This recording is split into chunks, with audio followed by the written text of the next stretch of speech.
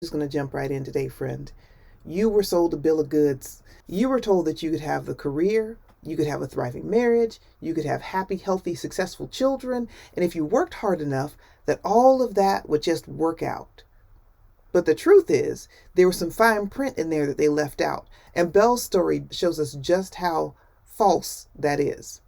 In today's video, I'm still talking about The Personal Librarian by Marie Benedict and Victoria Christopher Murphy, where Belle is the personal librarian of J.P. Morgan. It follows her life as a Black woman passing for white in the late 1800s and the early 1900s.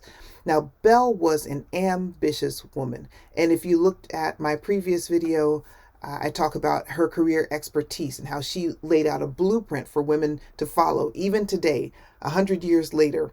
The path that she took, the things that she did, was a career blueprint that you can follow. Today, I'm going to talk about what's on the other side of that ambition, what's on the other side of that thriving career. There are 3 costs of ambition. The first one is that ambition strains relationships, even the good ones.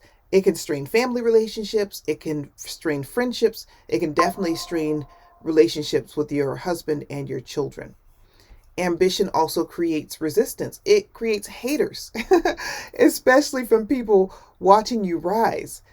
There are colleagues who are looking around at wondering how you did that, or who you are, or who you think you are, how you got to be where you are. There are other people, maybe friends, who are kind of resentful of the fact that you're breaking away from the pack, or that you've outgrown a life phase. And then ambition is physically and emotionally exhausting as well. That's the part that nobody really glamorizes. It costs a lot. So you see, if you watch TV, if you watch Hulu, there's a show that I love right now called Reasonable Doubt. And it's got the lead character is Jax Shepard, and she's this high-powered lawyer. She's gorgeous. She's married. She's got children. But if you watch the show, you know that her life is drama-filled. So if you look from the outside, you would see this beautiful woman with her husband and her healthy, intelligent children. And if you just peek behind the curtain a little bit, you see that it's crazy. There's a lot that happens. If you think about Olivia Pope from Scandal, another beautiful, high-powered woman, very intelligent, but you peek behind the curtain, you see that her love life is jacked up, and just, she doesn't have the kind of family, a traditional family setting, and you can just see that it takes a toll. So we're going to look at Belle's life right now and see how costly ambition was for her. Even before we get to Belle, though, we're going to look at her mother.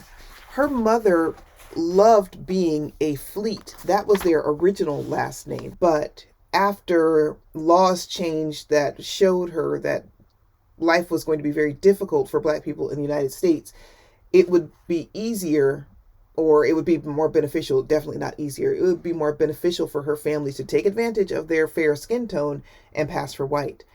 So I'm going to read a passage where Belle has had a conversation with her mom, and she just has a realization. She rises, turning her back on me as she closes her bedroom door. I sit and allow her words to sink in. Embedded in what she told me is another message. Living as white is not what she wanted to do, but what she felt she must. She pretended to be part of a people who had threatened my father, almost run my parents out of town, raised the specter of lynching only because she had to. She became one of them, even though she'd been a proud member of one of the most prominent colored families in Washington, D.C. She'd adored being a Fleet. She gave up the identity she'd loved to live among people she abhorred, only for the betterment of her children. I pushed myself up from the sofa, steadier now, as Mama's story and her revelations have sobered me. I recognize her sacrifice, and I accept the necessity of this choice for us all. I will take heed. So Belle had started to get a little bit reckless, and her mom had to sit her down and say, hey, let me give you a little bit more context. Let me help you understand how we came to be where we are. A little bit of my own personal story that I've not shared with you, and why I decided to make the sacrifice that I did, and why it's imperative that you hold on to it. So that first bit of sacrifice she learned, and again, she inherited from her mother. So that sacrifice strained her relationship, her mother's relationship with their family, such that when her mother died and they went back to Washington, D.C. after living as white for years and not having returned home. It was really awkward. Her sisters and brother didn't really want to speak to her, and the children, Belle and her siblings, were, feeling very awkward. They didn't quite know how to interact. And finally, the family kind of relented because they knew that their mother wouldn't want them to be at odds with each other in that way. But she lost her family, basically. Belle's mother lost her family. She separated her children from the only family she knew, took them away from the only home that they knew, so that she could try to ensure that her children lived a good life. So that she had ambitions for her children. She had tried to have ambitions or follow the ambitions of her husband and for herself, but the laws quickly turned and she saw that it wasn't going to happen in the way that she expected. So ambition, even though it can have good positive roots, it causes a lot of strain. Belle she didn't have the kind of love life that she wanted. There were multiple reasons for that. One, she was passing as white, so it made it difficult for her to get close to somebody else. But even when she tried to, it was still strained. She had a very close relationship with Mr. Morgan, but he was her employer. They also had a father-child relationship, but then there was also a little bit of intimacy between them as well. I'm going to read a passage that talks a little bit about this strain. So Belle had a romantic relationship with Mr. Berenson, with Bernard Berenson, and they got into a situation that they did not expect. And they made some decisions that were very hard life decisions. And this is Belle reacting to them afterwards. But will it be all right? The stain of my actions, our actions, lies heavy upon me. And I think about how it would feel to meet his eyes, knowing what we've done, and wondering whether I would have agreed if my real identity had left me another choice. But regardless, he should be here, especially after the illness that's befallen me on the heels of the procedure. Hasn't been able to make it to London or didn't want to come. If Bernard truly feels the depth of emotion for me he professed in all of his letters and in Italy, then nothing and no one could have stopped him from boarding the next ship to London to see me. Particularly since he is both the cause of my condition and the impetus for the procedure. His absence speaks volumes to me. It seems the relationship to which I felt inextricably intertwined has become unraveled. Or perhaps it was never the relationship I believed it to be. So Belle never really had the kind of love relationship that she wanted to have. But she had the career. She had the fame. She had the money. She had the prestige. She had the pride of being able to take care of her family, although she didn't really talk about being proud of it, but I'm making an assumption.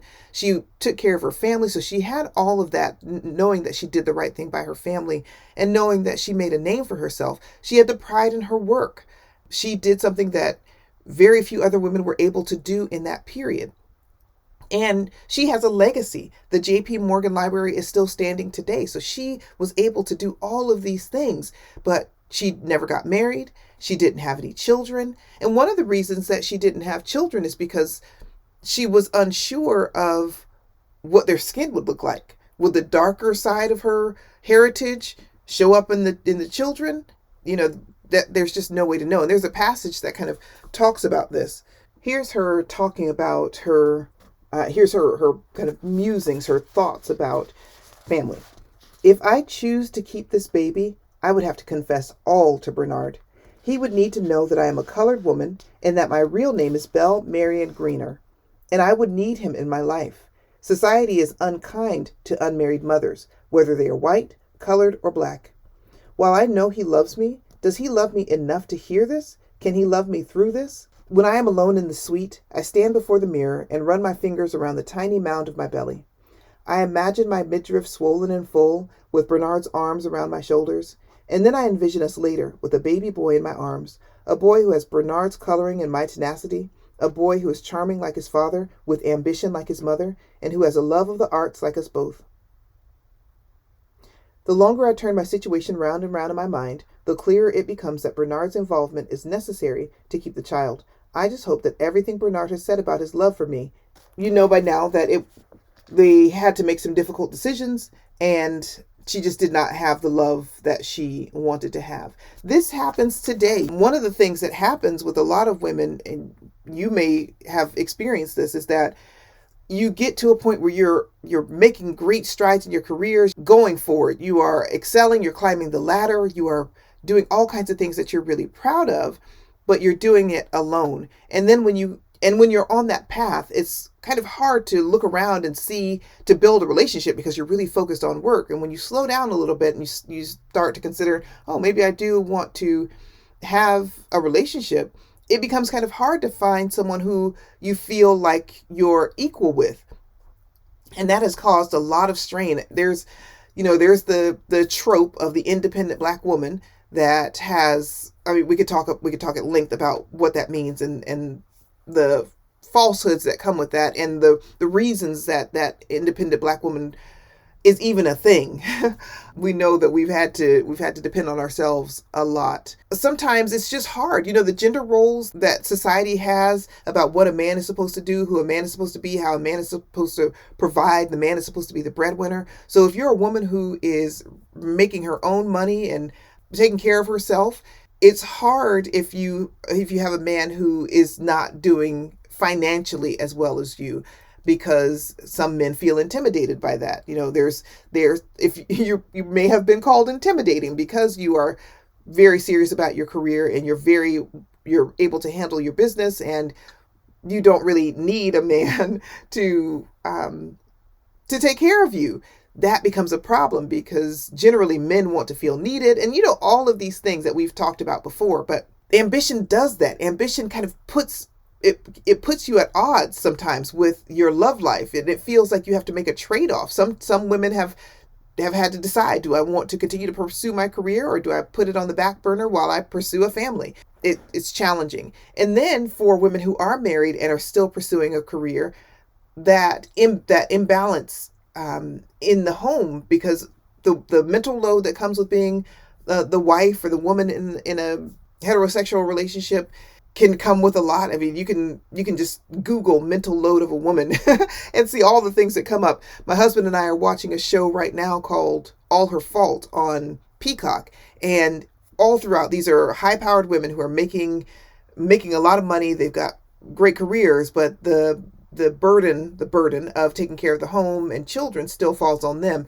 And one couple in particular is talking about the woman is constantly needing help, and the husband is like, well, I just want some self-care. I just want to take care of myself. I just need some space. And she's like, well, I need some space too, but I don't have the luxury of having space because I'm the default parent. So ambition causes that tension as well for couples who are married.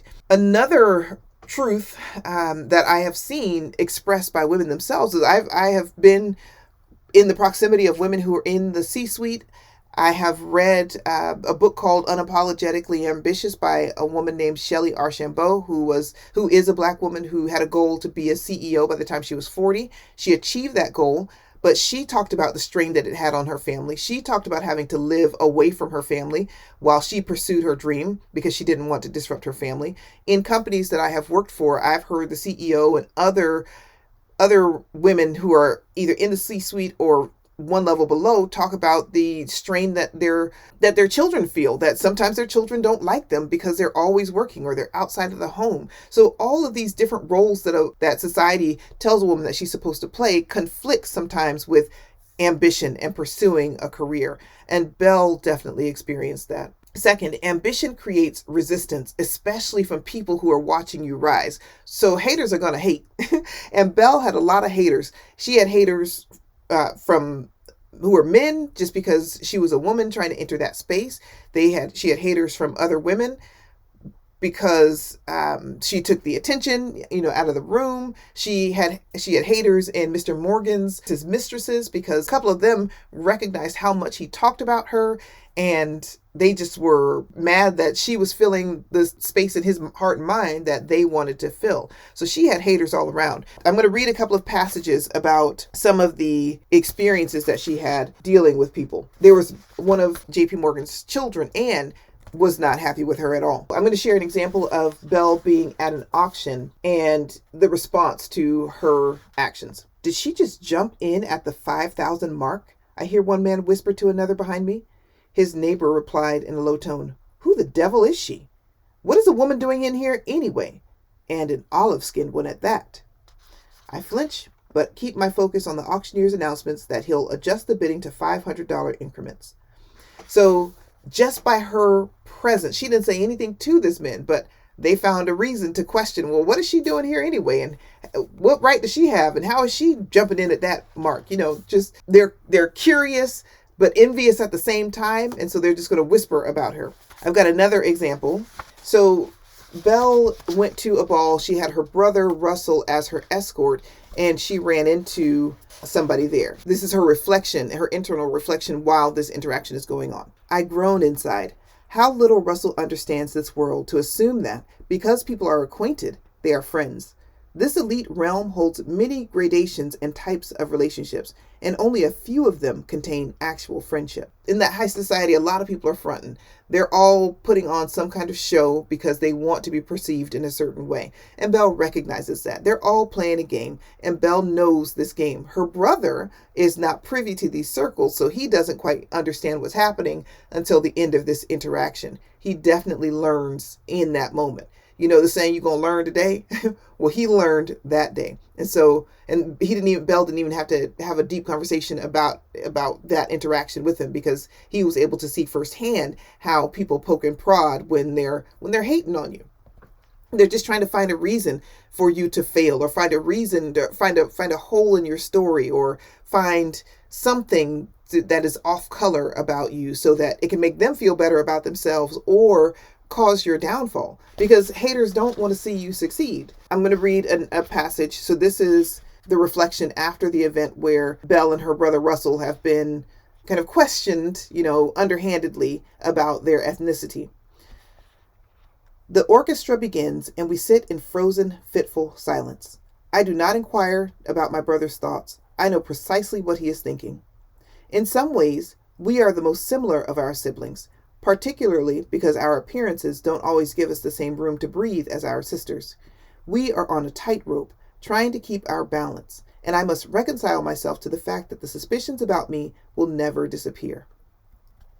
So she knows that while she is navigating these spaces, while she is building this JP Morgan library, while she is making a name for herself, while she is in this art world dealing with these collectors, she knows that she's always going to be questioned. She knows that they're always trying to figure out who she is and what her real origins are. She knows that she's always going to be trying to prove herself. She has to constantly prove that she knows her stuff. She has to constantly prove that she belongs in the room.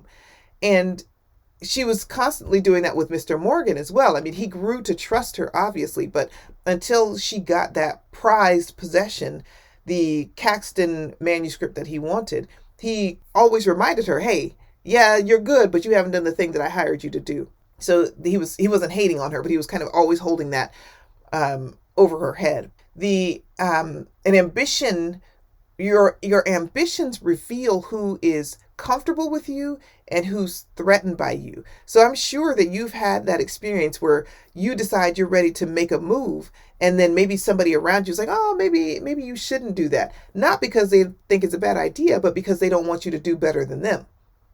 So a lot of people will be happy for you, and they're happy for you to succeed, just not more than them. I mentioned the show Reasonable Doubt, and I mentioned Jack Shepherd, the protagonist, and she is a lawyer, and her name is on the building. She's a partner at the firm, and she still is questioned, and she's questioned about her value to the company, and she has to kind of dance a little bit, even though she refuses to. She quickly claps back and lets them know, hey, I don't have to do this for you. But it's exhausting constantly having to remind them of who she is. And I know you are too. You are who you think you are, first of all, but I know it gets tiring when you have to remind people who you are, because they're hating on you, because they want to say, well, you don't really belong, or you don't really have all of this, or you don't, all of the things that can happen in a corporate space. Belle is one of the OGs in that. She wasn't in a corporate environment, but she was in the collector world, where she was the only Black woman only black person most of the time. The only other black people who were around where she was they were servants. They were the help. And she was one of only a couple of women who were in that position to be bidding and making deals. So she definitely recognizes that they were people plotting her downfall from the beginning and until the end. And then the third point is that ambition is physically and emotionally exhausting. It is exhausting because for Belle, she was constantly watched. There is no margin for error. You have to have emotional restraint at all times. And then there's long-term fatigue. So with Belle, I shared the passage about how Belle was considering the baby that she was pregnant with Mr. Bernard, and just her ruminations, her thoughts about that. But one of the things that I have come to recognize in my own life, and maybe you have too, is that you can't have it all at the same time. So you can't have it all. You can have a thriving career. You can have a successful marriage. You can have happy, healthy, well-adjusted children, but you can't have it all at the same time. So I want to pause for a second and ask, what do you think? Do you think it's possible for a woman to have all those things at the same time and still be well-adjusted, still be mentally sound and emotionally balanced? Let me know. I'd love to know what you think in the comments. Personally, I've had to recalibrate. I've had to take a step back because it got to be too much trying to have all of those things at the same time. And then even trying to have friendships. I haven't even added friendships to that mix. So having a career, having a marriage, having children virtually leaves no time for friendships. And women we need our friendships. And ambition without rest, without that ability to unwind, to be free, to just be yourself, to kind of just let it all hang out without someone criticizing you or analyzing everything that you're doing, it turns into just being in survival mode. And when you're in survival mode, that's where burnout, crash outs, breakdowns, all of those things occur. That's where health problems come in. I mean, right now, LinkedIn is littered with stories of women who just burned out. It becomes too much. So one of the things I mentioned in that list of things that ambition, that the physical and emotional exhaustion comes from, is having to restrain yourself all the time, especially being a Black woman in the corporate space. It comes with countless times where you have to restrain yourself. I'm sure you can, as I'm talking, you're probably thinking of a time where you really wanted to let somebody know what you really thought, or you really wanted to tell somebody about themselves, but you couldn't. You had to exercise restraint because you had to think about the big picture. Belle had that experience too. So this is toward the end of her time with Mr. Morgan. She's in a conversation with him and she has a thought. "You cannot treat me like something you have bought and paid for." My voice quivers as I speak, like one of your manuscripts, or the rest of the words hover on the tip of my tongue, begging to be released. Or a slave, I think over and over. Yes, I have lived my adult life as a white woman, but when I lay my head down at night, I am as colored as the first enslaved African men and women who landed in this country 300 years ago. After all my father has done to fight for equality, after all my mother has given up to ensure that I had the best opportunities, I will not permit myself to be spoken to as if I am owned. Not by Mr. Morgan, not by anyone. His eyes narrow. Why not? The way I see it, I already own you. Even though I am shaking, even though I want to scream, even though my heart pleads for me to cry out, I rise slowly and stand before him calmly. You can buy a great many items and objects with your gold, Mr. Morgan, but you cannot buy me. Then, for the first time, I walk out of his study without being dismissed. I am still shaking when I return to my office, fighting tears that I will not shed. He spoke to me as if he were the master and I was the... I stop my thoughts there. I cannot allow myself to think the unthinkable. So you may not have had a situation like that where somebody is telling you outright that they own you, but I'm sure you can think of a time when they were saying it in so many words, right? I was in 2008 or so, I was working in a logistics company, and this was shortly after President Obama was inaugurated, and white men were big mad. I mean, the day of the inauguration, they were walking around our office big mad.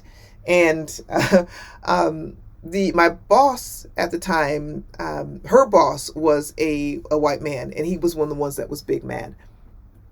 And there was a time when a few months after that, she was on vacation, and he decided that it was a great time to call me into his office and close the door.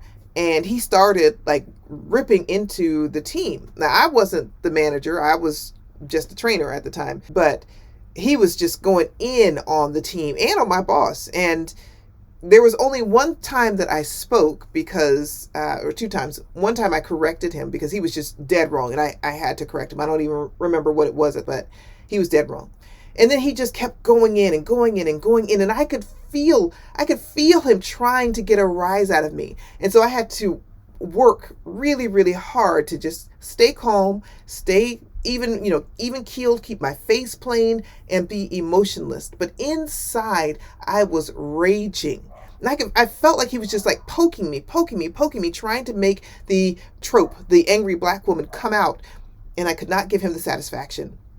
I would not give him the satisfaction. So finally, he takes a breath, and I say, "Are you done?" And he says, "Yes, he is." So I get up and I leave. And I walk out of the building because I was so angry that I cried. I cried real tears. And they weren't sad tears. They were angry tears because I knew he was dead wrong, and I knew what he was trying to do. And I felt powerless in that moment. And that's the cost of ambition, because I wanted that job and I liked that job. And I was good at that job, and I didn't want to jeopardize that job so I could tell this man about himself. And so as ambitious women are on the rise, we encounter situations like that all the time, whether it's because of our race or because of our gender.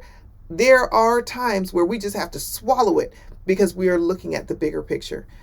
Let me know in the comments if you have a story like that, a time when you just had to swallow it like Belle did. It gets to be a lot. It gets to be a lot. Belle is a prime example of how you can be at the top of your game and everybody knows your name. You're in the papers, you're being photographed, everybody wants to be in your face, everybody wants you at their parties, but inside you're kind of falling apart. And she, after the situation with Bernard, she got home and she really started crashing out. She started getting drunk at parties, and she started speaking recklessly and acting recklessly, and that's when her mom called her to task.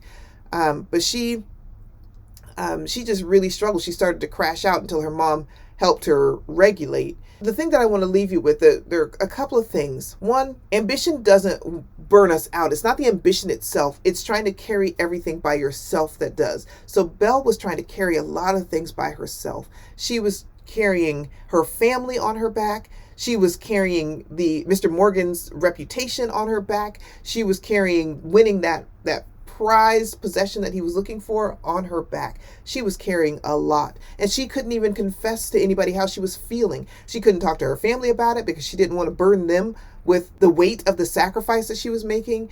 And she couldn't tell anybody else about it because everybody else thought she was a white woman. So there was nobody that she could really talk to. And that's what causes the burnout. That's what causes the crash outs when you're trying to carry all of those things alone. So I want you to know that you are not failing because this feels hard. The fact that right now, trying to be a career woman or a businesswoman, trying to take care of your family and be a loving spouse and be what your husband needs, try to be everything that your children need and be everywhere you need them to be and be there for your girlfriends too. That is impossible. It's an impossible thing to do all at once. So don't feel like you are failing because you are not. It doesn't mean that you need to stop either. It just means you need to recalibrate and figure out what's going to happen, what you can sacrifice in the moment and what you can put on the shelf, and vice versa. And that will continue to ebb and flow throughout your life. There will be times where your family's going to take the forefront and your career's on the back burner. There are times when your career will be at the forefront and your family will be on the back burner. Or there will be times where you need to put everything aside and be there for your family, your extended family, your parents or your siblings. There will be times when you need to take care of your friends, and vice versa. I have this thing on my wall that I'm going to share. If you get tired, learn to rest, not to quit. I want to leave you with this. If you get tired, don't quit. Just rest. And when I say don't quit, I mean just don't give up on everything. Sometimes you need to quit a job. Heck, I've quit jobs. Sometimes you need to stop what it is that you're doing because it doesn't make sense anymore. So sometimes you do need to stop. But just don't give up on everything. Don't give up on all of your dreams. There is a way, and there is a way. In my other life, when I am not reading and talking about my books, I am a Gallup Clifton Strengths coach. What I can help you do is figure out what you're naturally gifted at, what you're naturally talented at, and help you lean into that. Sometimes ambition does feel hard because we're misaligned. We are going hard and we're succeeding, but we're succeeding in the wrong things. And I've had to do that many different times in my career. I've had to make pivots because I was climbing the ladder and I was doing all the things. I was getting the promotions and making a lot of money, but I was misaligned with purpose. I was misaligned with what I needed in that season of my life. So if you feel like that's you, I would love to have a chat with you. I have a book club called the Reading Lounge, which is a safe space where Black women can come and read books together and talk about the experiences we have. You know the saying, what's understood doesn't need to be explained. So we already know what's up. So in the Reading Lounge, you can come, you can be free. And while you're there, we talk about leadership and thriving in the workplace, how to use your strengths to put all of it together so that you can succeed. Again, I'm Tieska Jumbo. If you liked this video, I would appreciate you sharing in the comments with me what you're feeling, what you're going through. Can you relate to Belle? Are you ambitious and feeling like you were sold some snake oil? Like the video, share it, subscribe, and I'll be back with another one. Peace.